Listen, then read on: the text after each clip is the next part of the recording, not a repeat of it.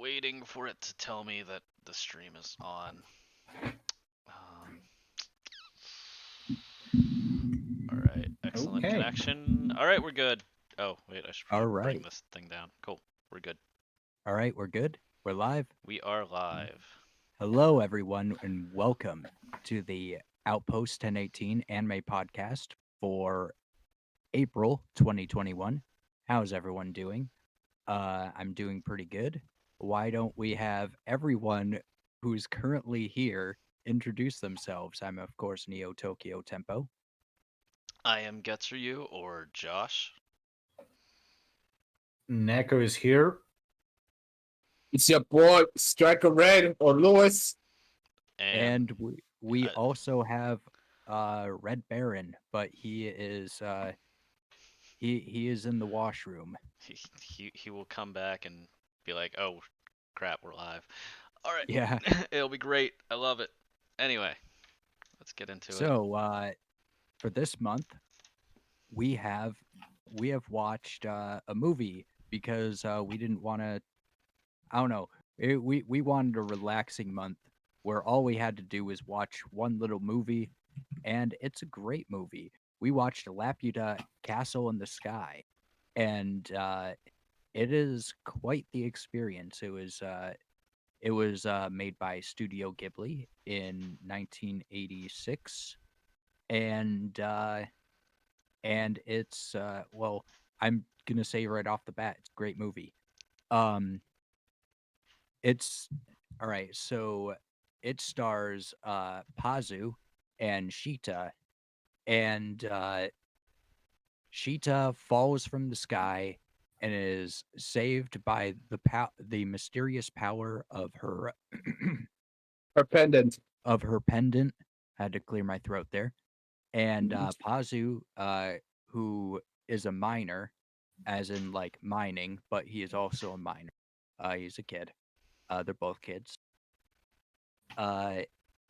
He catches her after she falls from the sky, and this leads off a chain of events of different factions going after the pendant and looking for the lost floating city, as in like floating in the sky, of Laputa.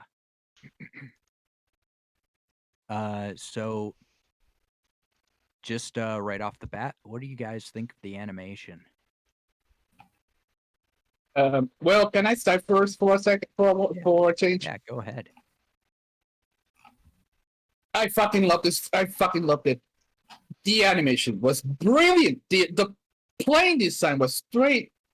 I'll be honest with you. This is.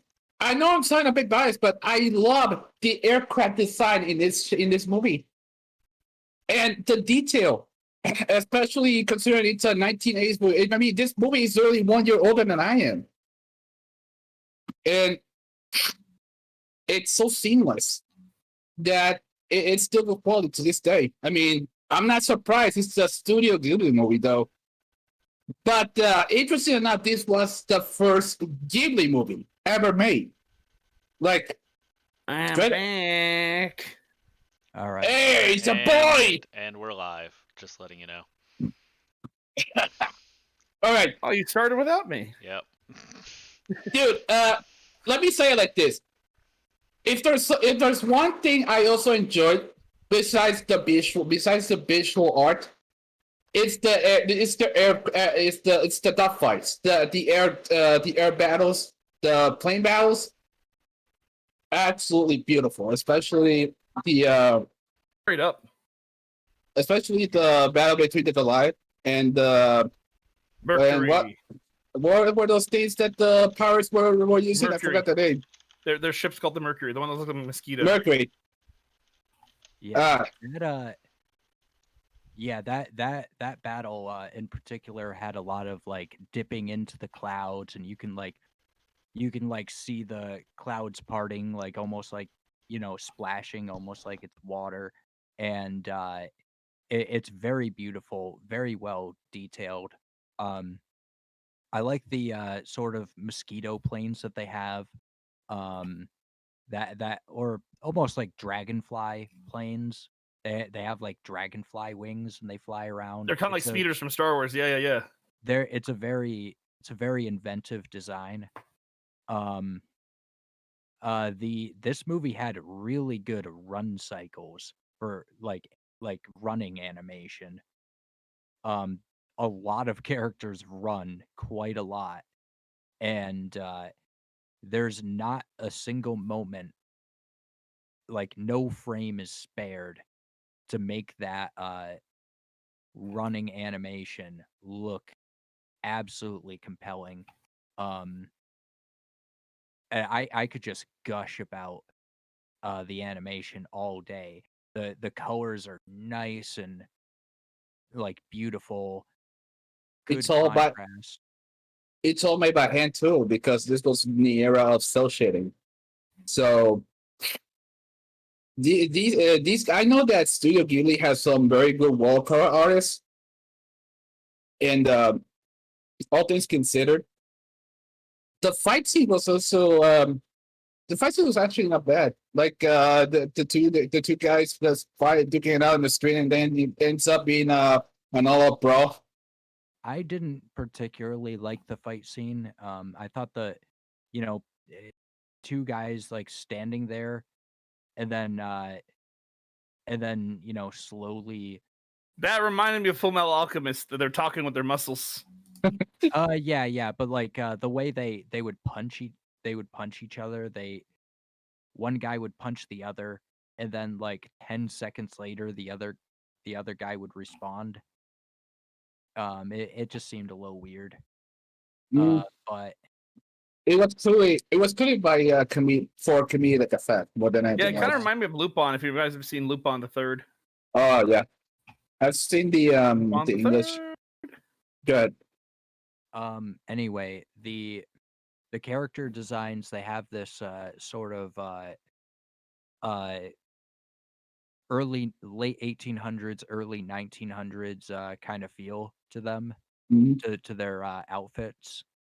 Um, you can tell sort of everyone's position just by looking at them. You have Muska, the government man. He's got Secret Prince. Yep. yeah, he's got the glasses. He's got the sort of he looks all prim and proper. He's got that kind of suit going. It, But he also looks kind of unassuming. Exactly how you'd expect a government agent to look. You got Dola, the matriarch of the Paris, Dola. yeah, I was just bringing one up as an example. It's like Mhm. you can tell who these guys are at just a glance. Um and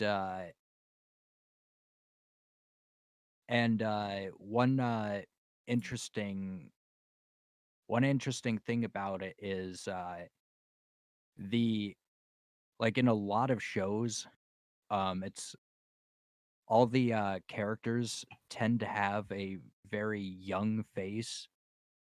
Um, whether they're like a child, a teenager, or they're like in their late 20s. Mhm. It's kind of, and it can be kind of hard to distinguish a character's age just by looking at them in a lot of animes. In this show, you can immediately Movie. tell how old someone is. Yep. Um, Um, let's see. There's there's also quite a lot of spectacle to the animation as well. Um, there's scenes like the robot attacking the fortress, That massive was super good. explosions. Yeah, very cool. Massive explosions, very well detailed. Um, and you can feel like the momentum and the power of this mechanical monster. Emerging from the flames. That was a good scene, man. And then you can feel like the like just the wondrous beauty of the nature in the countryside when Pazu is playing the trumpet and all the doves are flying around the valley. You know, um, it, and then you can and the mystique and wonder of Laputa when you first when they first land on it, you really, especially in the background art and the animation of like some of the water and the wind blowing around, it's absolutely breathtaking. Yeah, there's a lot of amazing moments in this. Something that me and Neo got into before we started the podcast was I was saying there was moments in this that had nothing to do with the plot that I still enjoyed just because of how amazing the artwork was. It was more of just showing off this studio's artistic value at the time, and being that this was the first film that they did, just going to these lengths to really highlight how good of a studio they are, um, was definitely something. It definitely showed that Ghibli wasn't going to be something to be messed with whenever it came to animation. Um, just you can go through this entire movie and the entire time just take screenshots, and it just feels like it could be like an amazing background for your computer or your phone. Like all of this entire movie is just a showcase on how good animation was at the time in the 80s and what Japan really brought to the table, um, as an artistic, um, like just Onto they, it. they, Dude, they were just above everyone Medium. else as the best. Yeah, medium. Um, that that explains why I sent you a lot of this stuff, a lot of these screenshots on 1080 because honestly, I'm tempted to have one of them as my personal screenshot in my computer. So like it's that good. I'm trying to think, like, if you're comparing it to like Walt Disney at the time, like what they were putting out right then, Well, and it's 80s just was the 80s were kind of in the middle of Disney's dark age. yeah, like I think the best movie I'm looking at that time is like The Great Mouse Detective. And if you're just comparing Disney, which was the American superpower whenever it came to animation, to what Ghibli did, like it's just there's no comparison really. So Yeah. Maybe Disney in the 90s, Lion King has some pretty yeah, breathtaking animation. but that took Same with another. Hunchback of Notre Dame and what else? The Little Mermaid, Beauty and the Beast. Yeah, but The 80s. Those are all 90s, this came yeah, out in like 82. yeah. So like, and if we're talking like how crazy animation is, um, at the time, like, yeah, it took Disney to even get somewhat close. During like, you have to imagine that 10 years in animation is like 50 years in most other mediums. So just seeing it's like The Lion King came out 8 years after this, and that's the gap. So just keeping that in mind, it's just there's no way that you can say that this movie is anything but an artistic masterpiece for its time. I'd say the animation is masterful even by today's standards. Oh yeah, But is there any I'd flaws to say- the animation right now? I'd say the only gripe I have with the animation is sometimes when heavy objects are falling, they seem to be falling way too slowly uh to be realistic. For instance, you'll see giant pieces of stone falling off of Laputa. I was just If thinking you, of that. yeah, if you've ever dropped a stone, it drops. Just false. Yeah. Yeah. Yeah. That's the they- biggest danger with fucking helicopters. Like because they don't have any wings, they just drop. Yeah. And things like rocks, the boards on the railroad tracks, they seem to fall unnaturally slow.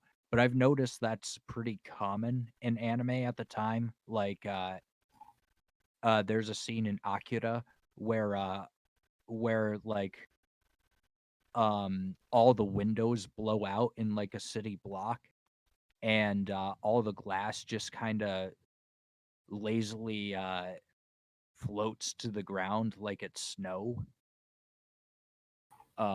So I think that kind of thing is just pretty common for the time. I do remember seeing something, but I'm not sure if it's convenient. But Pazu's left leg ends up turning like 100, and it does like a 180. Like it turns 180 degrees while in the air, which I thought was actually weird. I think it was some perspective thing that I didn't get. I didn't notice that. I'll grab a screenshot and post it later so you can take a look. Yeah. All right. And I mean, if we're talking about one small animation detail that kind of got messed up, especially whenever like you have to go through how many different animation frames, and there's like always you'll find these really weird um, little like transition parts that are always seem off, but to your normal eye um, register is what is normal. Um,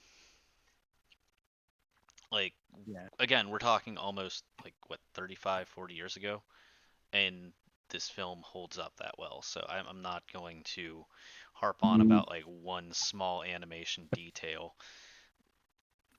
It's not really a flaw. I just thought it was funny though. Oh, okay. So Yeah. Yeah. All right. Let's move on to the music and sound design.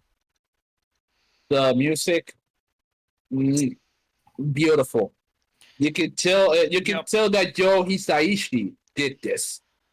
For those who don't know, Joe Hisaishi is one of the most famous composers that Ghibli has, and not to mention one of the most iconic. The man, the man also did a lot of scores for Nausicaa. Oh, I'm familiar. Yeah, this remind me of Nausicaa a lot. Yeah, he Aside also from did the Spirit flying Away, I mammals. think. Let me check. Joe. I so just to get onto this, this is one of the few animes that I've went back and just listened to the soundtrack just to listen to the soundtrack. It's outstanding. It's again the art style and the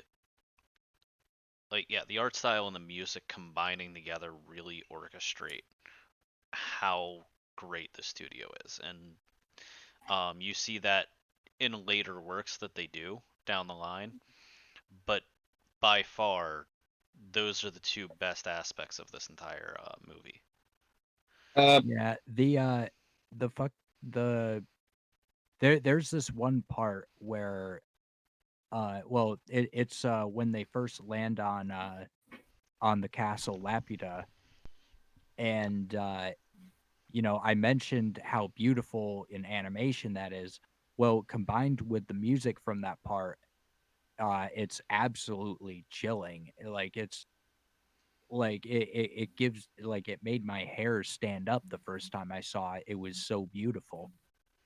Um and also the scene where Pazu is playing the trumpet. You know, it's a good little tune, first of Mhm. all, and the way the way they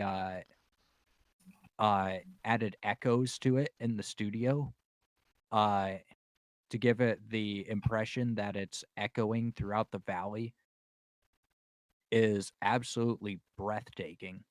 Um, it makes that scene like you like I can't put it into words how beautiful that scene is. Like you gotta see it. You know what's interesting? Not only did this guy also worked on a lot of Ghibli movies, but he also worked on 3 movies by Takeshi Kitano himself. One of them being Brother. So I'm just looking this up just to add in.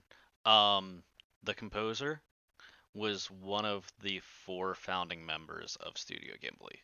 So if you're watching a Ghibli movie, and I wanted to make sure that I had this right. If you're watching a Ghibli movie, the idea was that the music was just as important as the art style. Um, that really, really shows in this. Um, Yeah, yeah, I there's like friends with Hayao Miyazaki.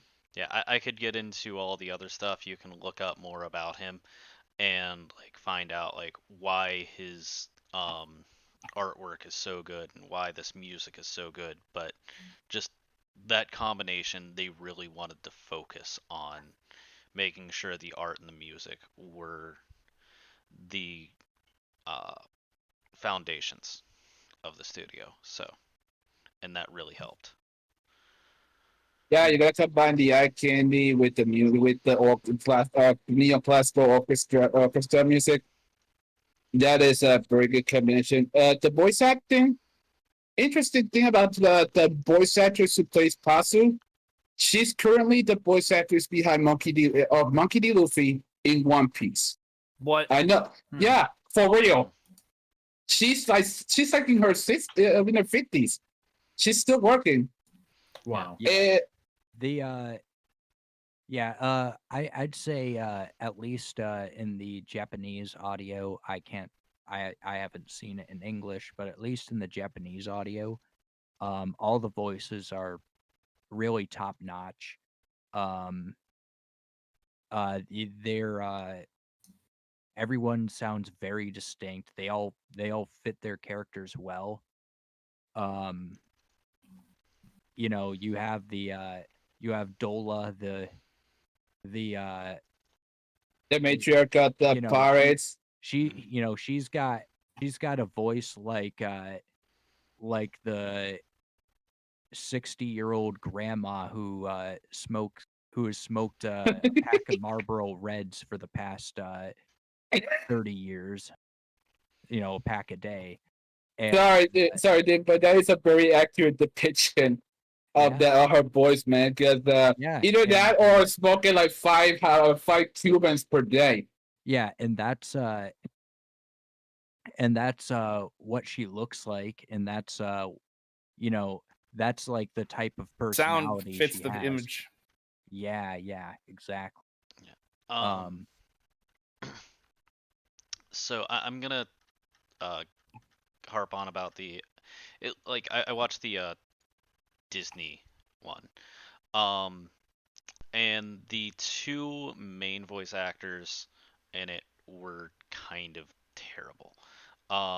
That it the one that did Patsu, not so great. He sounded way too old. Shida, she was okay, but not the best. However, the rest of the cast was like some of the best voice actors Mark Disney had to Hamill. offer. Yeah, Jim Boris Cummings, Richmond. like I mean, yeah, look, I don't usually like fanboy or anything. I like Mark Hamill. I'm not a fanboy of his, but he did a damn good job yeah, with like his role. yeah, like Mark Hamill, Jim Cumming, Richard Dyerst. All of Um, them were just like amazing and you could tell it's like, okay, well, we're not gonna pay you premium on like the main role, but we can definitely like give you the budget for a side role. And then they got like two not so great voice actors for the main characters, but the rest of the cast all made up for it in the Disney version. It was actually amazing. Um, so I'm gonna give props to at least that part. I really wish that Patsu had a female voice actor, or at least like a younger male voice actor that sounded better. He sounded way too old for his own role. Shido was Agreed. at least okay. Um, I do find it weird that James Vanderbilt did his voice, and then yeah, Anna Paquin, who will later on play Rogue in the X-Men movies in the early 2000s, would play Cheetah, yeah. of all people. So Tori's Richmond, though, Tori's, she's gotta be pretty good. I mean, I only watched the Japanese one. I didn't have time to watch the English one. I apologize for that. it, But she's don't, gotta sound appropriate. she was okay. Just also consider this was a very early role for her too, so she was still learning. So just keep that in mind. Um, but yeah, outside of that, like I would say that the secondary cast was just amazing, while the main cast kind of suffered. Um, I just find it weird that Andy Dick ended up being one of the voice actors in this movie. Like, what the hell, dude? yeah. All right. So There was let moving on to sound effects. The real quick, we're gonna have to move on yeah, Mhm. entirely soon. But moving on to sound effects, most of the sound effects were totally fine. Um, there was that there was the street fight at the mining town, and it involved two people at first, and everyone else was standing around, and it was a big crowd of people, and they were all like throwing their fists in the air and stuff, but they weren't making any noise. Yeah, I did notice that. A couple of the punches were actually delayed. Well, no, the crowd wasn't making any noise. That's that why. No, a couple of the punches also didn't make any noise Was either. this the Like, I Japanese find it version? weird. Because I watched the American version yeah and the the American In the version had Japanese, had them yelling and screaming in the background, and had the Yeah, punches. So yeah. In the uh, in the Japanese version, they barely make any noise at all. oh, okay. Like you would expect in that scene to have like a sea of voices Hmm. turned down so you can hear everything else. Hmm. But you would expect to like hear like what sounded like a crowd of people like yelling and screaming. Yeah. On the reverse side of that, there was a couple scenes that someone voiced something and it didn't make any sense, because like they didn't actually say anything. Um, so like you could tell it was definitely like a huh, and then instead it was like what do you mean? And then it just didn't match any lip flaps and stuff like that. So that was the issue with the American dub versus that. But I did know that there was gonna be issues with both sides of it. That's why I didn't really care which one I watched. Yeah. So Otherwise, stuff like the airships, they sound nice and mechanical. Uh, they have uh, they have good sound effects for the birds, for uh, for the robot, for the cannons, explosions. The even the mine, even the gears regarding the mines had their own noise, which I Yeah, the uh probably the most iconic sound effect for that movie is the sound of the sort of dragonfly uh planes. They have that yeah, sound, and you hear that throughout the movie. yeah. And it's a damn good sound, Hmm. and they used it quite a lot. Yeah. it was well Um, recorded for yeah. sure. And again, this is the '80s animation. The sound effects, Peak. like some of them were hokey because that's the time period, but at the same time, a lot of it was really well done, especially for its time period. So you just have to give credit there as well. All right. So yeah, moving on the characters, I guess. Yeah, yeah. Let's just go down the list. Let's start with Pazu. Um, Pazu, I'd say he is the main protagonist. Sheeta's also the main protagonist, but Pazu's usually the one, uh, performing actions that move the story forward. Um, so I would consider him the main protagonist. Yeah. Because he's has the most agency in the story. All right. So this is, I think, where I'm going to differentiate a little bit from everyone else. Pazu to me seemed like his entire role was just to progress the story.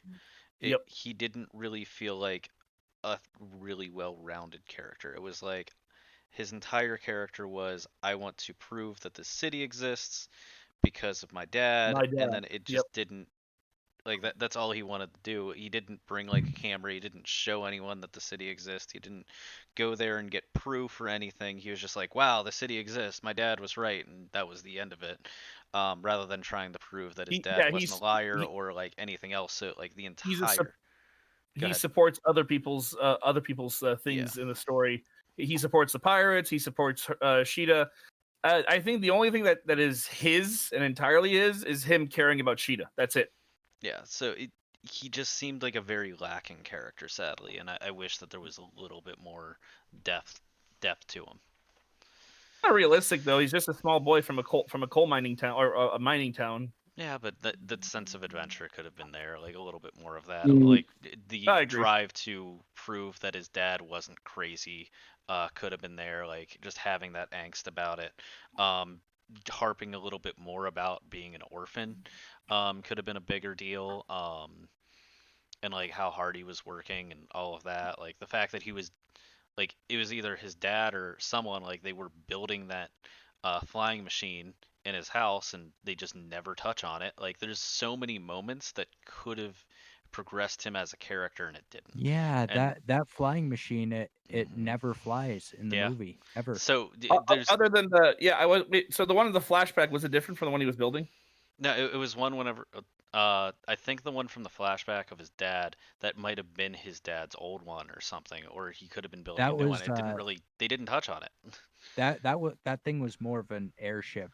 The Yeah. one in the house was more of a plane. Yeah, but Gotcha. still, the fact that like they didn't really touch on it just kind of it left something bad in my mouth about it. That's all.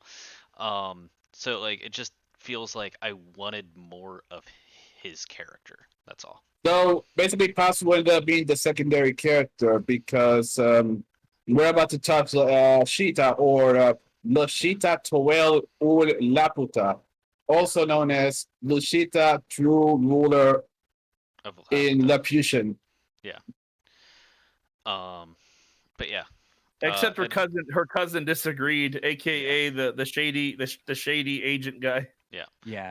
Anyone So- else want to touch on Pazu, because I just kind of went No, off. you actually that was actually a pretty interesting take. I didn't quite think about that.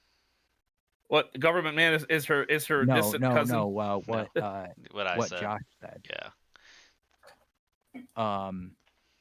So I wanna add something to Pazu. In this was more of a like the old Dola was basically teasing the guy because according to her he wasn't a man, but then he proves her wrong. This is one of those stories where he just sticks it to her. I respect that. yeah. So yeah, let's talk about Sheeta. Sheeta has less agency in the story than Pazu, but she does go through more of an arc than he does.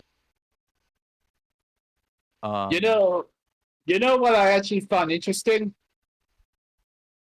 Her character design is a bit similar to Kiki from Yep, Kiki's Delivery delivery Service. service. I mean, considering it was the first movie, and then they transferred, they pretty much took inspiration from Shita to design Kiki. Since this was their third movie, I'll be honest when I say, I really like her pigtails. That is kind of a weakness to me when it comes to a female anime character. I really enjoy, I really like this stuff.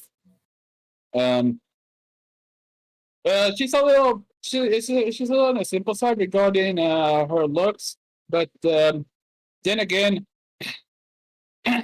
she doesn't really remember the fact that she is the last princess of the lost city of Lapida. Well, she just doesn't know. She was never told. Exactly, because her parents were dead, and and she lived with a witch who taught her No. a lot of Her stuff. grandmother, when her grandmother was alive, I'm assuming your parents were also alive. She lost all three parents. Well, yeah, her parents and her grandmother. And she was just told, bits and pieces of her actual heritage. Yeah. Oh, that was her grandmother. I thought it was I thought it was That someone was her grandma. Yeah, then I actually didn't know that, to be honest. Let's talk about Muska. Muska is the government man, and the true antagonist. Yeah, he is the main antagonist, and honestly, I think he's great. He's very cunning, very conniving and manipulative, and cut off all the communication of the army, just isolate them. And he has a very low key, intimidating a very low key, intimidating air about him. It's not like upfront, like I'm going to beat you up or anything like that. It's more like he might poison the well when you're sleeping. Yeah, it's more like if I mess with this guy, something bad will happen, and I don't know what it is.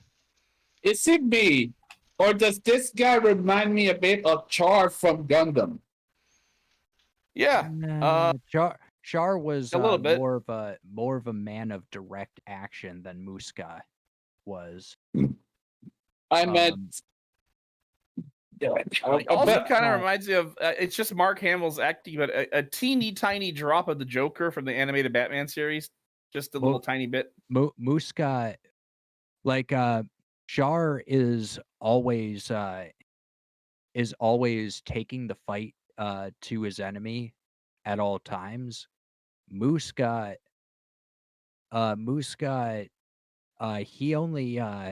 he only engages in that kind of like direct action when the chips are down, and he can't and he doesn't have a different option, an option that'll keep a degree of separation between himself and the people that he's fighting. Yeah. I'll just jump in. I think that he had the most motive in the entire movie. Like, his entire motive was getting to Lapida and taking control, and he knew about the legends, he knew what he wanted, he knew that he was one of the heirs, he knew how to do it, he was the only one that actually knew anything that was going on, and he hid it extremely well. And he even killed the other two agents. Yeah, and he knew what he was doing. He didn't care what he had to do to get there.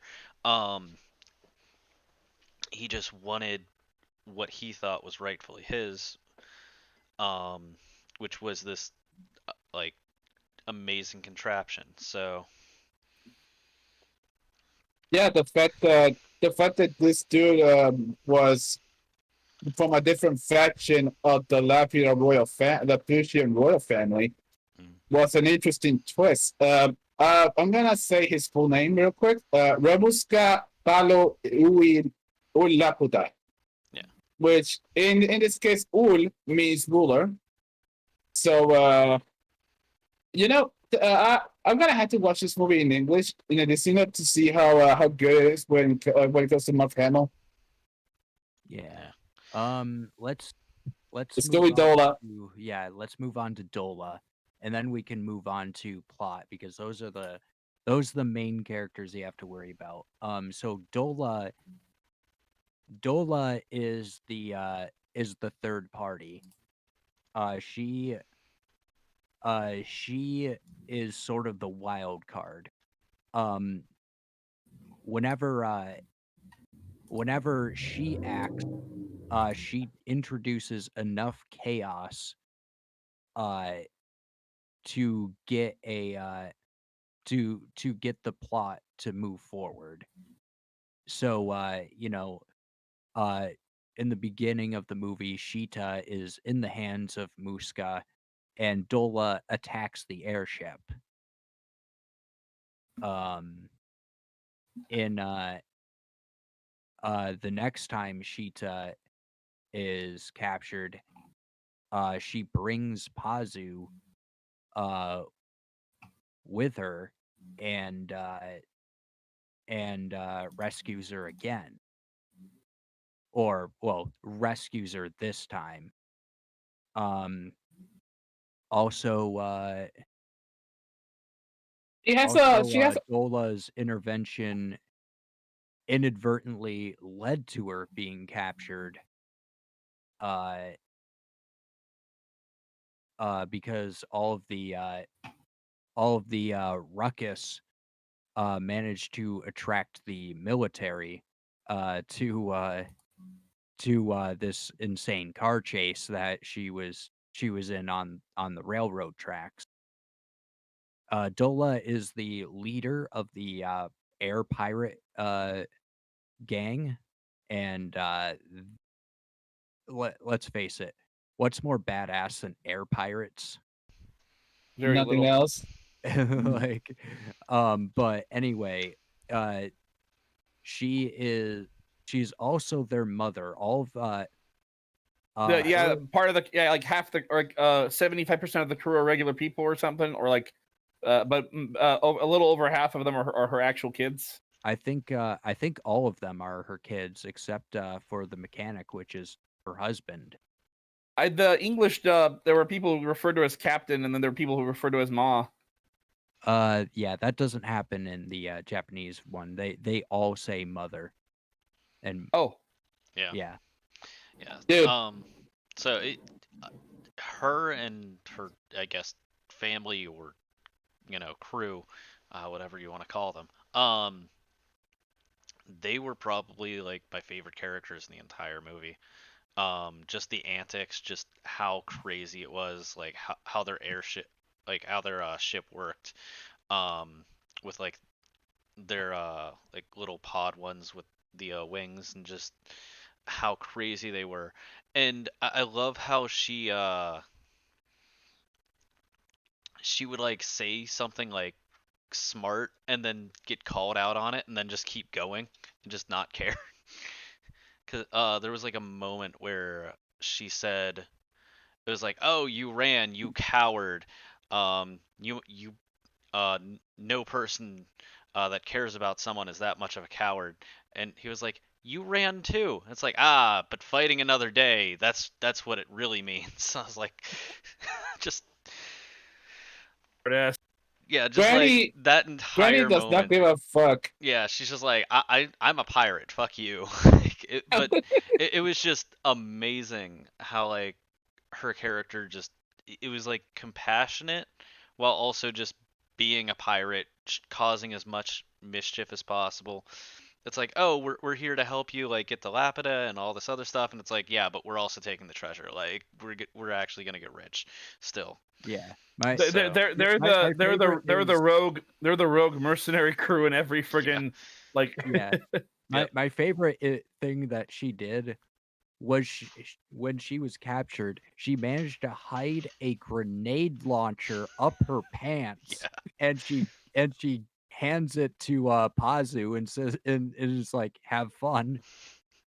I was I like, thought that was a big ass gun. yeah, God damn. yeah, and then it turned out to be a grenade launcher. Like, what is this? It's like where did You you just give a hide? grenade Okay, launcher to cool. a child. Hey, Damn, woman. That's a big iron on her hip more than anything else. Big You know, iron, big iron. yeah, if there's something I like about Dola was the fact that she was the most fun character in that whole movie. Her and her husband. Pop. Yeah. Interesting thing. Her actress Kotori Hatsui was in fact an old lady. She died in 1990. This was one of her last roles. R.I.P. Yeah, Yeah. I was just checking it out.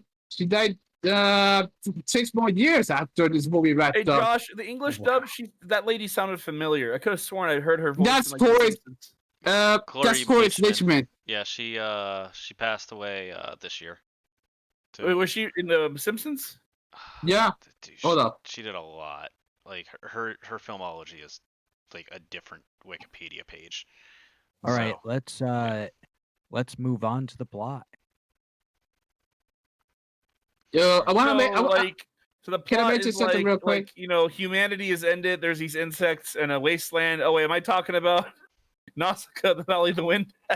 No. I was gonna say something real quick about Pops. The fact that the dude looks straight. The guy looks straight up like Eyeball Robotnik from Sonic. You guys Yeah, ever no, I noticed that noticed shit? Yeah, yeah. Oh, it's a trope. It's Damn. just a trope. He's a grease monkey. He's basically just a bald grease monkey with unkept facial hair, and he has goggles. Anyways, yeah, that trope Okay. aside, Yeah. my whole point of that joke is these both this movie and Nausicaa, the Valley of the Wind, they seem to have like an environmentalist message. I think especially because in the 80s and 90s, the world had faced these like major environmental disasters, like the gigantic oil spill.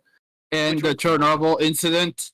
Yep, which was so bad. It was so bad that in Waterworld, of all movies, the villain idolized the guy who was blamed in court, the captain of this ship that caused the massive oil spill, I think, off the coast of Alaska. But my point is, like, it's very clear that this is from that era because Nausicaa talks about it. This movie talks about it. Could have sworn there's another Ghibli movie. Princess Mononoke of all things. Ghibli. Well, Miyazaki was an environmentalist, and Ghibli movies just had an environmentalist message in general. And they're well done. They're not in your face. They're actually really well done too. Yeah. That makes a lot of things if he mentioned the Etzel Death incident.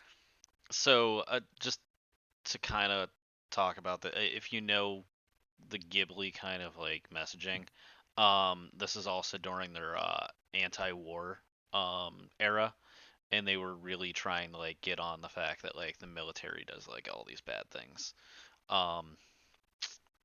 So there was that. Then there was just like the idea of like technology only keeps increasing till destruction. This was meant to be like kind of like a remembrance against like how bad World War II was. Was this guy? The Laputa's explosive Halo bombardment. That was definitely a nuke. Yeah.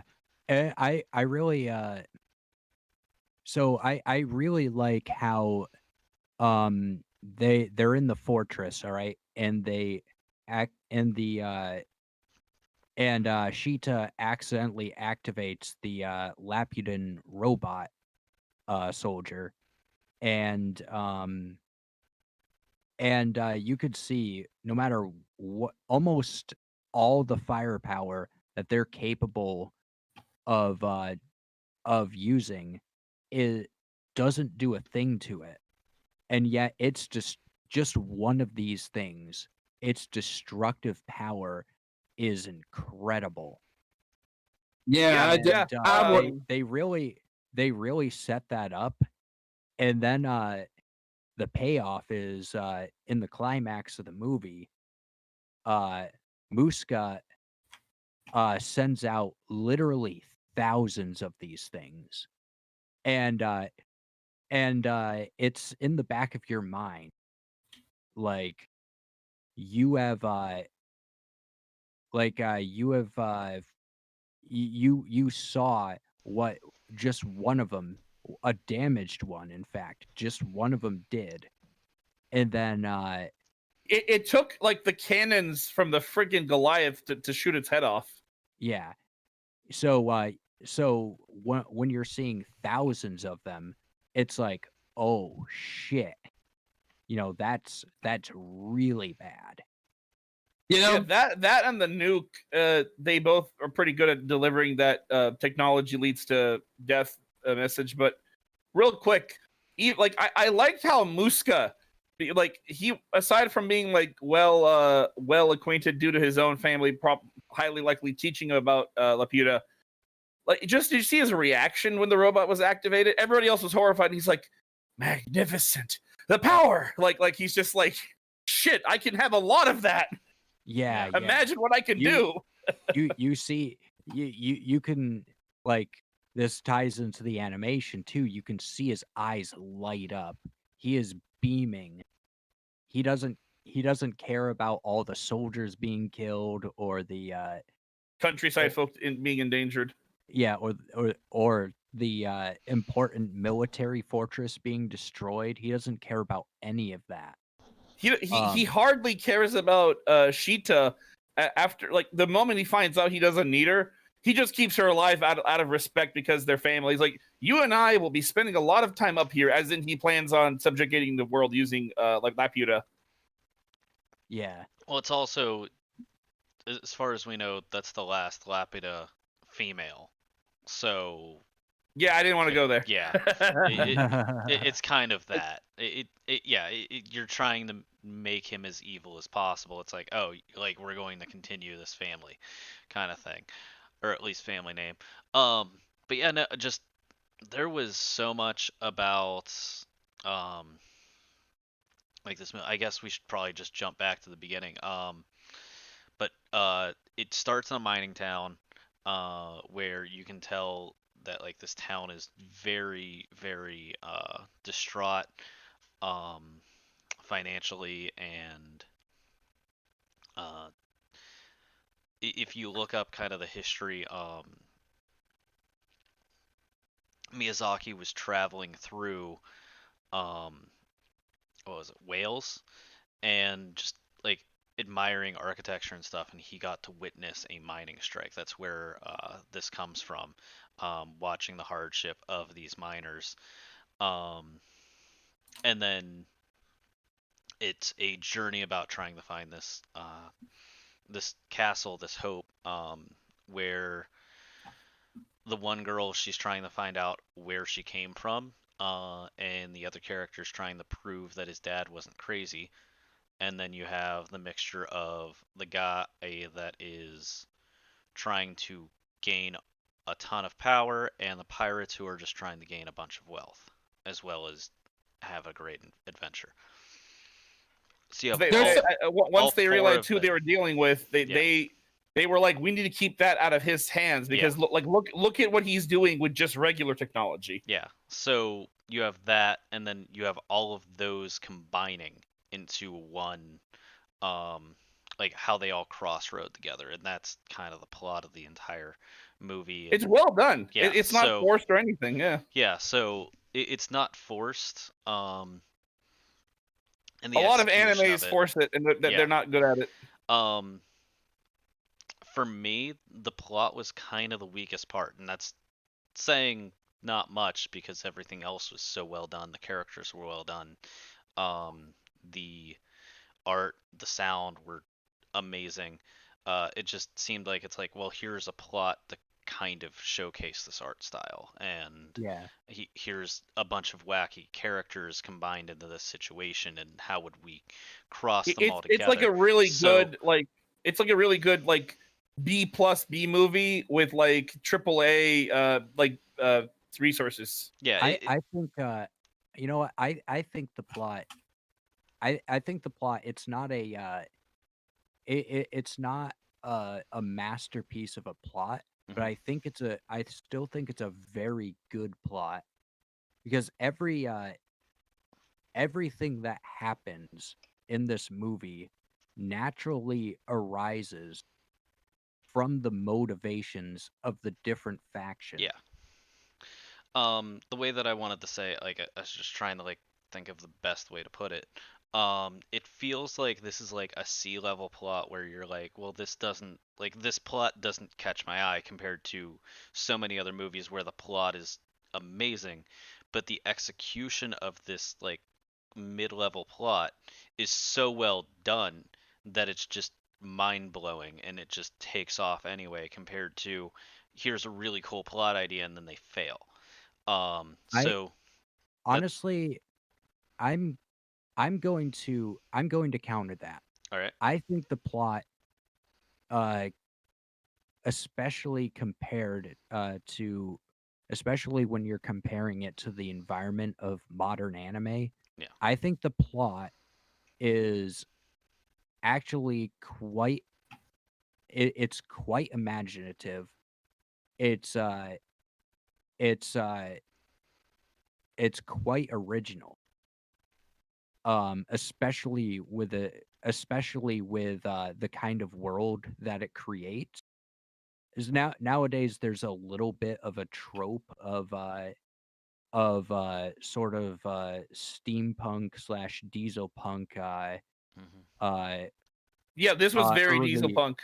early well, early days of flight and airship kind of sky adventure plot. There was an anime show in like the mid 90s that did that. There was Last Exile. There was a game Yep. Crimson Skies that did that. Yep. But this is the first like this is the first I could think of its kind, really utilizing that aesthetic. And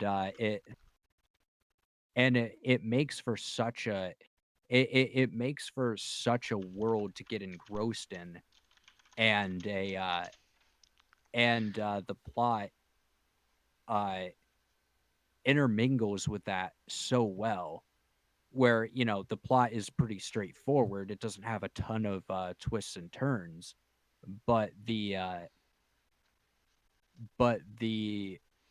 premise and the world that takes place in it, I think, more than makes up for it, and actually makes for something that even even without the even if the uh characters, the audio and the artwork were average, I think it'd be pretty exciting.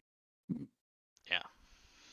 All right, let me say something real. I was asking myself that same question. Was this time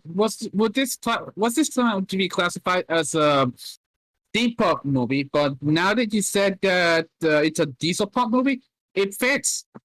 It fits, man. Perfectly. Yeah. It fits perfectly. Honestly, there was something I remember hearing from Muska that really struck a chord when he launched that fucking nuke. This was the light that destroyed Sodom and Gomorrah. Yeah, like the English version, especially with Mark Hamill saying that line, it's just like it's great. It's like okay, you know how Full Metal Alchemist has its own like world with different nations and stuff. This was like that, where it has like certain fundamental things from our world, but it has like its own nations and stuff. So it's like it's another realm entirely. That's kind of that's kind of a an interesting thing for him to say. The guy's clearly like gone completely off the rails and become the ultimate, as much of an egoist as you possibly could be. Because if you're saying this is the light that destroyed, if this is what destroyed Sodom and Gomorrah, and you unleashed it, you're basically saying that you're God. You're basically saying, I am death, destroyer of worlds. Welcome to the Kali Yuga. No, he's saying he's the alpha and the omega, the beginning and the end. He's saying he's God. Yeah.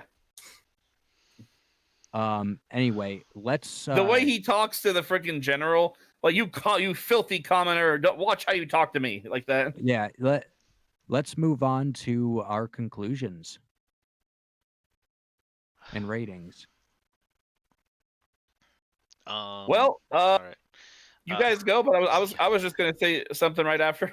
All right. So I'll start. Let me bring up.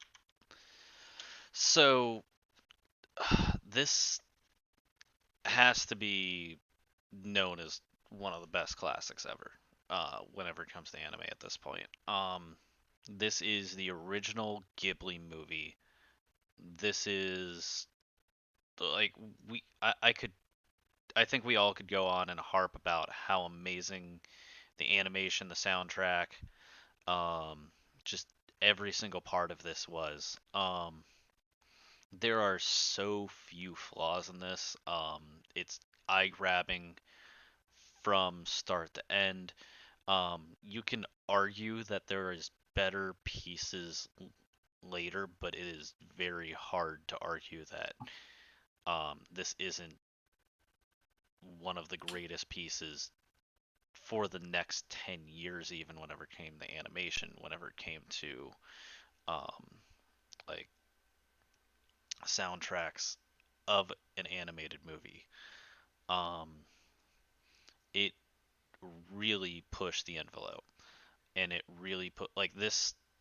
Whenever I was watching it, I was like, well, this is going to be the first Ghibli movie. It might be a little rough around the edges, and it wasn't. It was a masterpiece right from the start, which is really telling to why Studio Ghibli took off so much. If you really want to understand how good the studio was, as much as like I love My Neighbor Totoro, as much as I love watching all of the ones that I grew up around, seeing the original just made me love the studio even more. And if you haven't seen it, you have to at this point. Like it's just I was not expecting this level right out of the gate. And to understand the studio more, to understand how they went through everything. Maybe there was some issues with the voice actors early in. Obviously, Disney has their issues finding voice actors. Obviously, the American dub from the 1980s, Nine, almost 89. 90s, 89. They're gonna grab not the best voice actors because there wasn't many at the time. So if there's anything to harp about, it's gonna be that. Um, for me, I still don't really like the plot. I think the movie was a little drawn out, but there was also parts of it where I enjoyed the drawn out parts because of the animation and the music, even though if you cut it out of the movie, it still would have made a lot of sense and wouldn't have taken anything away from it. So there was a lot of those moments as well. But there's just so much that you can go into about this. And I mean, the movie's 2 hours, and we've been talking about it for an hour. Like that should really just tell you how great it is. Like we've been saying nothing but good things about this movie for the past hour. I was For the gonna most say, part. Go watch it. I was yeah, I was gonna say Yeah. the reason I said, hey, I want to say something, but I want to say it after, Yeah. is because in debate and critique, and especially media consumption, there's this idea that you put something in somebody's head, it's going to influence conversation.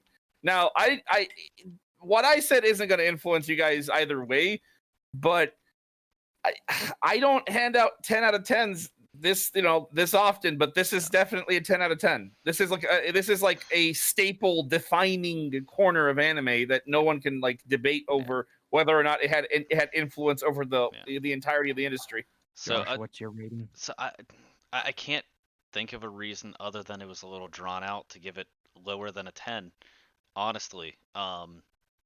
Which is really weird because like usually I can find a lot of flaws and a lot of mediums, and this one I just can't other than it was drawn out.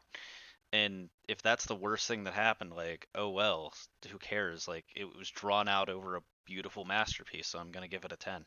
It was drawn out realistically. Yeah. All right. RJ, Neko. Yeah, I was kind of quiet on this one. Didn't want to bring up the organic discussion here, but Yeah, it is drawn out. Yeah, there's like facepalm moments there here and there, but overall, I think considering the fact that the Miyazaki and Isao were actually making this thing over like what 10 years at that point, because the original proposal was in like 1974 or something for Nippon Animation, and then they just took off the entire thing there. Which that original proposal got developed into Nadia, Secrets of the Blue, which is like 90s. Um, this is it's one of those they nailed every single thing that they had to. Is it the best film by them? I would disagree. Uh, Too much environmentalist BS, really. Other than that, uh, just go watch it. It's one of those you have to own it. You gotta watch it. If you like animation, if you like films, Can I just say one thing before I visual forget? storytelling, anything. No. Hold on. Let him Right, no, finish. right after he's done. Yeah, Yeah. no. Okay. Yeah. But It's because he mentioned something. Even what's the your- environmentalist what's stuff, your, hold on. it fits into the writing. Yeah, Hold on. hold on. Okay. So what's your rating though? I would say 9.6. 9.6. All right. Cannot give any All animation right, 10. Sorry. RJ. Oh wait, you Really already quick. went. Yeah. So, like, when I say it's like well done, like it's written into the story, it's not just in your face. Like, hey, we should really give up technology and just nature is the way. No, they actually put it in a good perspective. A family of Return to people monkey. who basically were like the peak of civilization just kind of gave up and said, you know what, there's more to life than just blowing up your enemies and floating in the sky and doing scientific research, which is why a portion of them dedicated themselves to farming. And then you have the other faction that are bitter about giving up that power, and their offspring is someone who thinks he's god because his ancestors used to bombard the planet. All right, Striker. Well, I'll be honest here. I am personally not the biggest fan of Studio Ghibli for the most part. But that being said, this movie was awesome. Holy shit! I mean, I can't hard to believe that this ended up being the very first Ghibli movie ever made. Like this was the one that started off for the studio. There was a bit of a controversy in Latin American countries regarding the name. La Puta. Lady Yeah, of the Night. Yeah, hold on. Okay, please. Say I it. need some time. The movie got changed to Castle in the Sky in Latin America because La Puta actually means the whore. Or your mother, basically. Yes. But interestingly enough, this movie actually did influence a lot of movies. Like, for example, this movie actually influenced Hideaki Anno's Nadia and Blue Water Yep. as one of the main influences. The robot design was just as good as the airplane design. I honestly loved the flapper, like Will did, but not as much as the Mercury, the big ass gun machine. That thing was an absolute fucking unit. But not as much as an actual unit as Laputa itself. The city was its own ship. Anyone else noticed that that triangle core kind of looked like one of the angels from Eva? Yeah, I must be the only one. For being a Ghibli movie, this is one of the better ones because we reviewed My Neighbor Totoro, which honestly we gave it a 7. The last time we said 7.5. Memory serves me right. Yeah, honestly, you gotta check this movie out, man. It's at least once. I mean, it's one of the better Ghibli movies. Really, I'm gonna. Do I even want? All right, so you guys want to score for me for this one? All right. 9.5. I was originally going to award it a 9.0, but this movie is Kino. This movie is a pure unadulterated Kino, one of the best Ghibli movies I've ever seen. All right. So the way so I've seen this movie a couple times. Wait, And did RJ say anything? I'm here. Yeah, did, He, I did. He said he interrupted you and said Yeah. 10 out of 10. Oh yeah, okay, right. And in Okay. turn voided his turn. All right. Anyway, There you go. You know what I'm gonna say. all right. Anyway, so this movie, it's one of I've seen it a couple times. I first saw it like maybe a year or two ago, something like that, and it very quickly became one of my favorite movies. Not just an anime, but in general. Like it is like I could gush about this movie for another hour. I already gushed about it for an hour. I could do it again. And Don't test him. and I can do it without repeating things that I already said about it. We left a lot of stuff that's really cool out of this review. And really nothing we say could really truly do it justice. You know, when I say it's breathtaking, I mean it. You know, it's this is the kind of this is the kind of thing that first got me into anime. Seeing all these wild these wild and interesting ideas um from experimental filmmakers that are just excellent artists. Like everything, everything is everything from this show is from this movie is very imaginative, and that's the kind of thing that got me into anime. Was just how different it was. Like every time you saw a good anime, it was like different from anything you've ever seen before.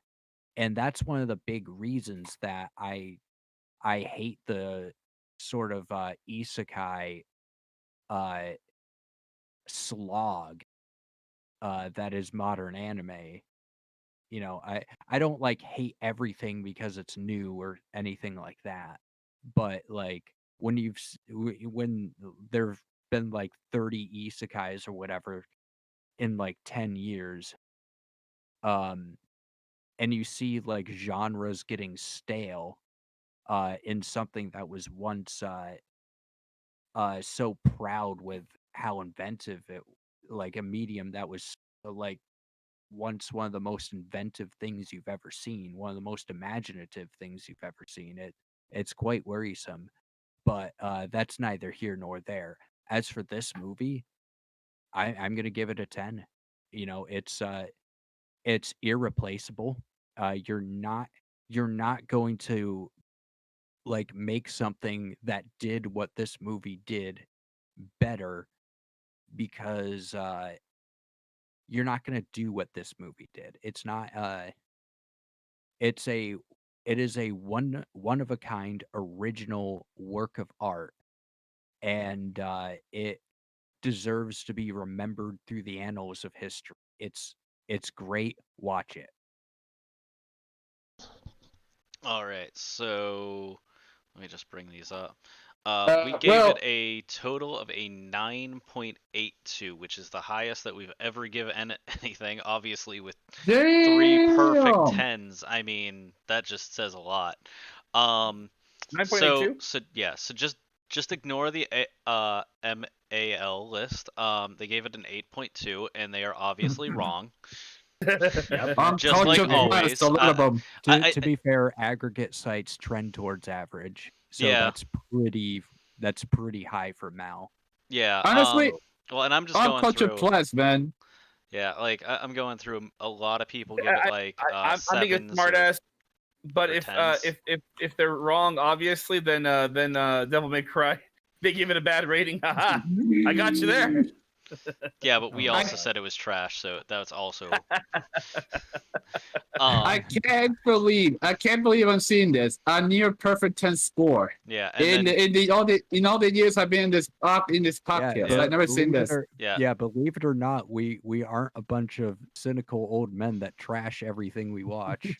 it feels like it Mhm. sometimes, but They you don't, know, they don't make things like they used to. yeah. Yeah. And I mean, IMBD even gave it an 8, so I mean, just kind of take it from there. Rotten Tomatoes gave it like the closest thing that I saw was Rotten Tomatoes gave it a 96%. So that's basically where we're at. With the audience even giving it a 91, which there you go. That I usually use the audience thing for Rotten Tomatoes for anything. So yeah, there you go. It's definitely one of the better Ghibli movies. It is the original, and we're also just remember this. Like we're giving it a rating not only for its time now, but its time whenever it came out. Like just it withstood so much, and it's still this good. So It aged very well. yeah, this thing Yeah. aged better than almost anything else. So just Yeah. if you want to If we're handing out tens, it's not because it was good for the time. yeah, it's good for today. But also for its time, holy crap, you know. But there's always that one guy's gonna say that we're biased. But No, because we're not being biased. like I gave my favorite one a lesser score than this. Let me just put it that I way. I mean I panned that movie. I panned Yeah. what's it called? Totoro, Yeah, if I remember. so there you go. I was not expecting this to be that great. Anyway, I think that's gonna wrap it up for us. All right. Everyone say goodbye. See you all